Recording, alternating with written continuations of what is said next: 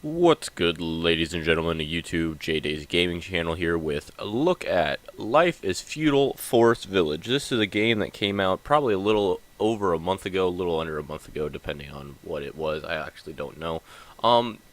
Reason it kind of caught a glimpse on my radar is because, one, it came up on Steam customized because I own the game Banished. And if you've ever played Banished, that game came out probably 2 years ago, and is a spitting image of this. And by that I mean this is a spitting image of Banished. If you've never played Banished, at the end of the video I will show or put a link, or I might just throw in some footage of Banished, because these two games are spitting images of each other. What it is your basic... Nope, just we're a little X.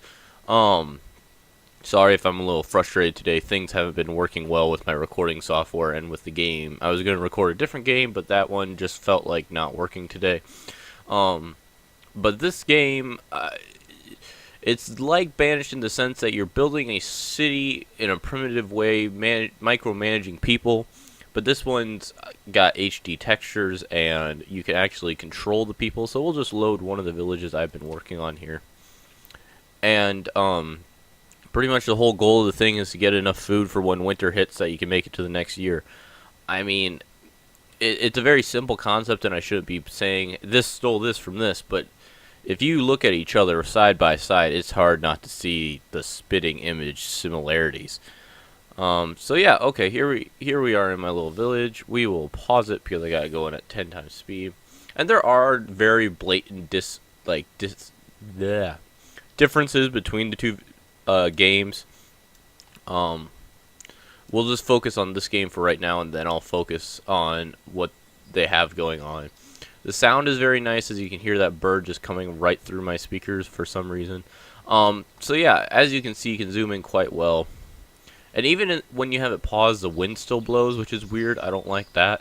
But as you can see, there are people. Our village has 31 people in it. One person, that teenager, and 4 babies. So you can see that up in the left hand corner. This is where it shows all your supplies and food and everything. So right now it's spring, so we're not doing too hot on food. Kind of the way I do is everyone works on the food during the spring and summer and fall months, and then during winter we work on wood and stuff like that. But we're kind of getting to the point where I have somebody working on everything.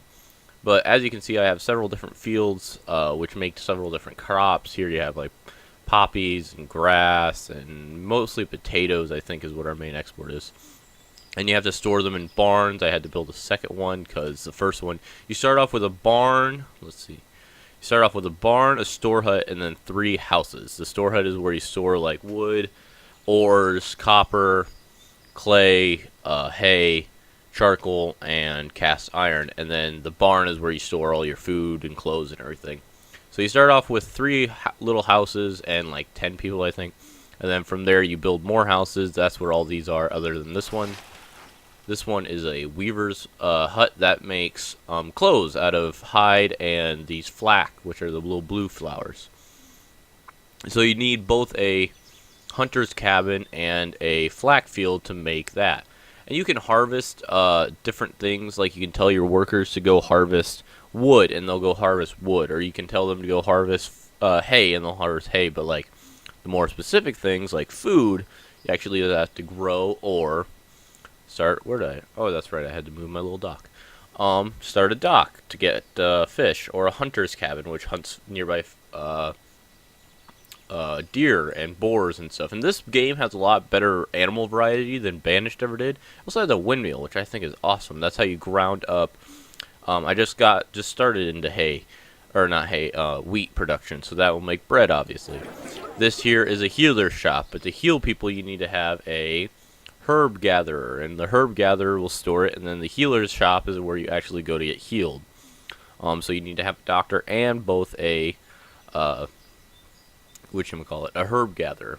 It's just a lot of like, I need this to do this to do this. Like to make tools, you need to smelt iron. Well, to smelt iron, you need to have charcoal. To have charcoal, you have to have firewood. To have firewood, you have to have logs. To have logs, you have to have somebody to cut the logs. And then from the cast iron, you have to have a blacksmith to make it. So it's all very much interconnected kind of gameplay if you're into that. It's very fun. I find this like this is kind of a fun game for me. This also has walls. They have no function other than being a wall, I think. Also, the predatory animals you'll see roaming around, like wolves, bears, and stuff, really don't seem to have any effect other than they kill your livestock. And I've been having the problem where the hunter's cabin, where's my hunter's cabin? Right here, is supposed to protect your livestock. And they did not. I had one chicken. You start off the game with one chicken. And my chicken was killed by probably that wolf that was hunting right in here. Even though it's within the realm of the hunter's cabin, the chicken died. So now I have no more chickens. So that means I have to, hold on as the camera pans over, send out an expedition, which is this giant boat right here, to go find me some more cattle. And that's kind of what I've been working towards right now, is getting more livestock. But to do that, I have to send them out with pies. That's part, like, these are their provisions, this little window that pops up. And these little windows you can move around. The HUD is very customizable. Normally, like, if I, like, during the summer months, I'll have the fields over on this left-hand corner so I can see how food production is going. But see, you need all these different supplies. They need coats, they need tools, they need wood, and all this stuff was pretty easy. And that's why I've gotten into making bread, is because you need to make pies at the same place. Well, I need to make vegetable pies. Well, that sounds simple enough, but if I go to my bakery here, we go to vegetable pie, I need eggs. Well, it's awful hard to get eggs if you have no chickens. So I've reached the small impasse of how do I get eggs without chickens, and I have yet to figure that out.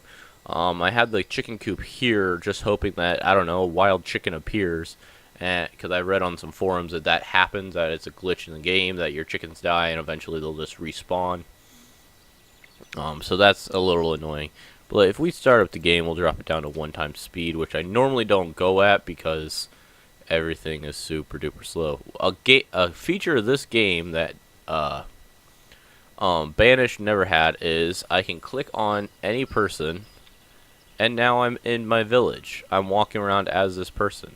There's not many people models, so all the people kind of look the same, but I can just walk in and walk around my little village around here, which I think is kind of neat. And you can actually like interact with things. Like I can pick up some water if I want some water. Here we can go in the barn and see all the produce and feed and stuff we have going on. I mean, this is a really cool little feature. It kind of just makes you, I don't know, immersed in this world that you're building if you can just kind of zoom in and walk around and see, wow, you know, because I started off with these little huts, and now I have this giant ship prepared. This is the woodcutter station. Giant ship ready to go sail out to try and find us more food. You know, but at the same time, if I'm walking around in here as this lady, she's not doing her job. You can actually do every job. Like I can farm a field, I can cut down trees and stuff as that person. But I hardly never use that other than I want to see what my city's looking like. And I mean, the maps are fairly big as we kind of zoom around here. And so the screens on the left, as I said, the top one is where he shows your food and such.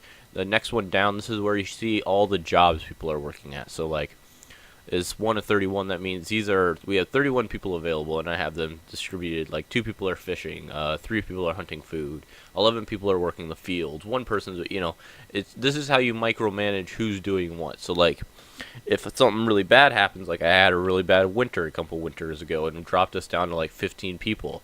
So I had to watch this very carefully to make sure we were getting enough food back. And there are disasters in this, like a tornado will rip through, or lightning hits the buildings all the time and starts them on fire. But if you have a well nearby, you never really have to worry about fire, it seems. If it strikes your food barn, that's when you worry about it, because then it can destroy your food. You have a little dialogue menu here on the left. At the bottom, that'll show, you know, what's going on. A coop was destroyed, chicken died of an animal attack, stuff like that. And yeah, it's just a fun little micromanaging game. We're on year 14, so I've gone 14 years of this village to emerge it up. Little sleeping icons means that job, what is this, the kiln, does not have a certain item. For this, it is charcoal, so we don't have any charcoal right now, which means the kiln over here right next to it, it hasn't made enough charcoal for them to be able to do their job. The little question mark just means that no one's assigned to that job at the current moment. So like my weaver's hut here, or my blacksmith, because I've caught up on all my tools and coats, and I don't need to devote one person here to be sitting around. And you can determine how much of an individual object a certain trade will make. Like I only have 100 coats being made. It starts off at like 8,000 or something, but I only have room for so many. And with 31 people, if I have 100 coats, we're doing all right. Same with tools. Tools you can always have an excess of. But yeah, this is just a fun little game. My only critique, not my only critique, I have several critiques, but one of the biggest ones is I just can't get over how close to Banished this game is. I'm not saying that they should sue 'em or anything. It just surprises me that how close this is. It is higher texture. I love how detailed it is, and how like I can zoom in all the way, and how I can walk around as those people, and they have the option of walls, and there's a lot more stuff going on than just what was going on in Banished. So they are very much different. It's just surprising to me that they can be this close. But yeah, this is a really fun game. I think it was $25, $20 on Steam. It's really, I think for the amount of price you're getting, it's one of them style of games like Project High Rise or Roller Coaster Tycoon or something, where the game idea is so simple that if you start up a new game every time you play it, I don't think you'll get tired of it. It's a very simple, make sure no one dies kind of thing. I really enjoy it, and for $25, I think you can easily get that out of it. Very, very easily. I probably put in at least 20 hours into it already, and I've only had it for a couple weeks. But yeah, I think at the end of this video, I'll just show you a quick little look at Banished, which is another great game. Don't get me wrong, that one's $20, I think, on Steam still. And it's also a great game. I'm not bashing either one of these. They are both great games. I'm just saying that they are both ungodly similar, that it surprises me that either one of these or like this one was able to be made. But who knows? Maybe they made out a pack and I just don't know about it. I'm just saying that they are very similar, and that they are both very good games, very worth the buy. If I had to tell you one over the other, I hate to say it, but I'd say this one, Life is Feudal Forest Village, just because it's newer, HD textures. The biggest thing that this does not have over Banish is mod capability. Banish has full mod support, while this does not. But if you've seen any of my other videos, that to me is a major turnoff. I like a game that says, you know what, we know you're going to try, and there's things that we didn't do that you're wanting. Here, go ahead and try. So the fact that they don't have that really bothers me, but this is still in early access. I can cross my fingers and hope and pray that they'll put that in, but I know it's not going to happen because I played Life is Feudal Your Own, and that never had mod capabilities, and I never even was able to play that game because I was so confused by it. But this seems very intuitive, very simple. The tutorial at the beginning definitely lets you know all the controls. But yeah, and that's what I have for you now. We'll take it to Banish to let you see what that is, and we'll do the exit there. Okay guys, this is Banished. You'll have to forgive me if it's a little hard to control right now because I haven't played this in quite a while. But as you can see, it's very similar. Let's see here. What do I gotta do to change the camera? Very similar to the Life is Feudal that we were just looking at. But the only difference with this one is it's highly customized, or you can mod it.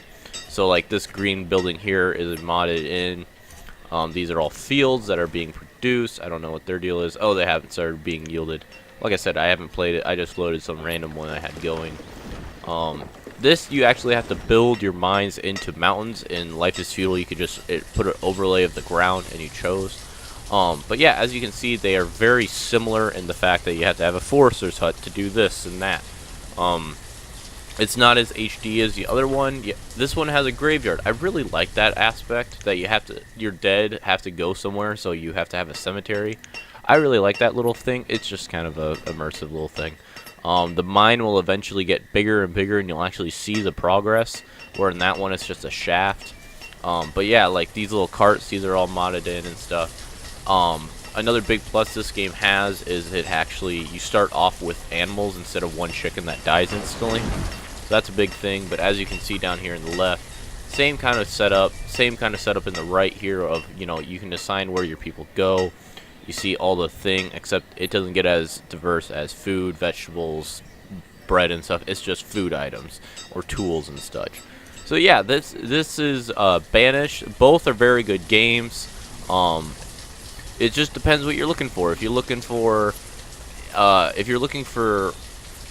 HD over mod support, go Life is Feudal. But if you're looking for mod support and you don't really care that much about graphics and you want to see a little more, I don't want to say attention to detail, because with HD there is detail, but I mean just kind of little things like the cemetery, and you see the mine get bigger and stuff like that, and you see your storehouses fill up.